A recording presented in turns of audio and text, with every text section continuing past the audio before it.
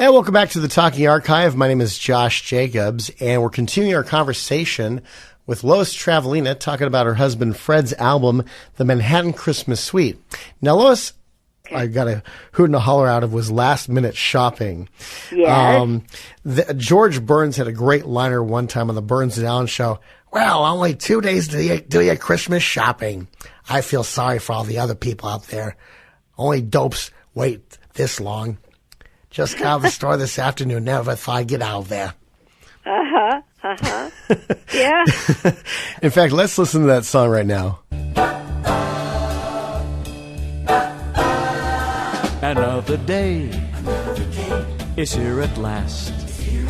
Got to get my Christmas shopping done for this day goes past.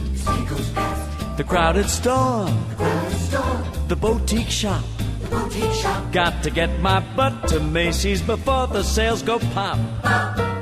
So I check off my list, see there's no one I've missed. Mistletoe, grab a kiss. Last minute shopping. Last minute shopping. Last minute shopping. Last minute shopping. Let's go shopping. Another year. Just like the past. Put my Christmas shopping off and hope that the twofers last. My credit cards are all maxed out. Find an ATM to help me before I start to shout. So I check off my list, see there's no one I miss. Mistletoe, grab a kiss. Last minute shopping. Last minute shopping. Last minute shopping. Last minute shopping. Let's go shopping. I do the same thing each year. Before you know it, it's here.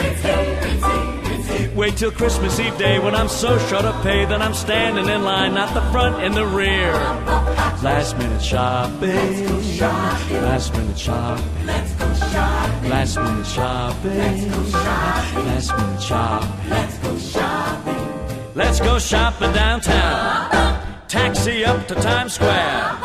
Then we'll let our head down. When Christmas shopping is done, we won't have a care. Last minute shopping. Last minute shopping. And there's a portion of Fred Travalena's last minute shopping from his album, The Manhattan Christmas Suite. Now, Lois, and we're talking with Fred's wife, Lois, here. How did you and Fred identify with that song personally? Was that something that was usual for your family, or were you pretty good at getting the stuff early? No. Well, I was always shopping, but Fred would do last-minute shopping himself, But like I say, I don't know where he got the lyrics and how he put these songs together. They're all so brilliant, and they mean something. If you listen to them, you can relate to them, whether it be last-minute shopping or who was the son of Santa, or who is the Lady Manhattan? I want to go see her. She must be beautiful, because that's how he described her. But I don't know how he came up with the lyrics. I really don't. And he had good musicians behind him who came up with the wonderful orchestrations. And we were very fortunate, very, very fortunate to have the people in our lives. The one gentleman, Dennis Michaels, played piano in the Army with Fred, and then when he got out, he worked for some celebrities and lives in Palm Springs. But he wrote a lot of Fred's charts, Dennis Michaels. Yeah. Wow. Yeah. He was just, he's a wonderful musician. Yeah. Still works in Palm Springs. Great guy. That's where my dad lives with his wife in the Coachella Valley. Really beautiful area. And my dad actually, there's a clubhouse there where they put on plays. And so my dad's starred in about a dozen of them, directed 2 of them, including productions of 12 Angry Jurors, When in Rome. When in Rome was hilarious. My dad played this guy named Senator Atalos, and my dad's improvisation techniques were put to use that particular performance I attended, so that was really neat. And then he also voiced the Shadow in a recreation of that radio production. And it's beautiful during Christmas time. There's a place called the Living Desert where they have this light festival, and they have a humongous model railroad set that looks like what Palm Springs looked like about 100 years ago. And it's really? It's really, really nice. I've never seen that. Yeah, it's really, really beautiful. I definitely would recommend it during Christmas time. Yeah. And let's skip away from Palm Springs for a while and go back to the Big Apple.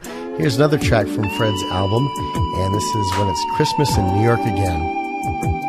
When it's Christmas in New York again, just like the past times, I remember when friends and family will be together again. When it's Christmas in New York again. When it's Christmas in New York again, just like the past times, I'll hold you and then say I love you, a Christmas present or two. When it's Christmas in New York again, there is no other time like Christmas time. The ones you love the most are so very near. When it's Christmas in New York again, Mom and Grandma, Dad and Grandpa too, brothers, sisters, a Merry Christmas to you. When it's Christmas in New York again. When it's Christmas in New York again. We will gather round the Christmas tree, a hug, a kiss for you and me. Christmas lights are sparkling on the tree, together as a family, the way it is supposed to be. When it's Christmas in New York again, just like the past times, I remember when friends and family will be together again. When it's Christmas in New York again. When it's Christmas in New York again.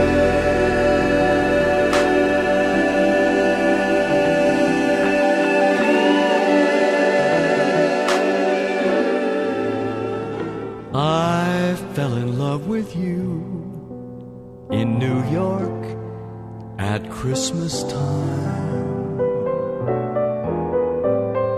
It's not what I meant to do in New York at Christmas time.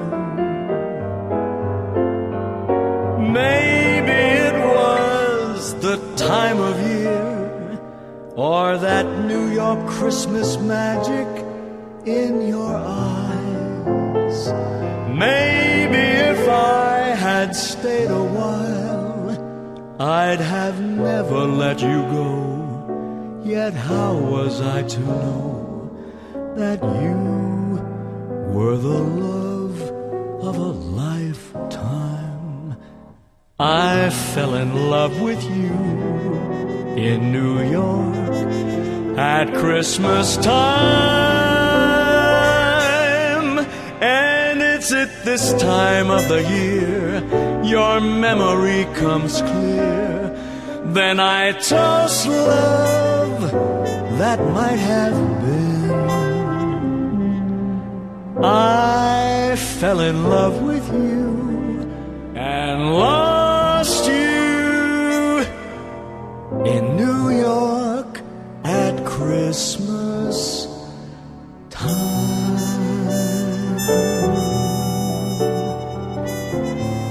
That was The Other Side of Christmas by Fred Travalena. Before that, we heard Fred with When It's Christmas in New York Again from his album, The Manhattan Christmas Suite.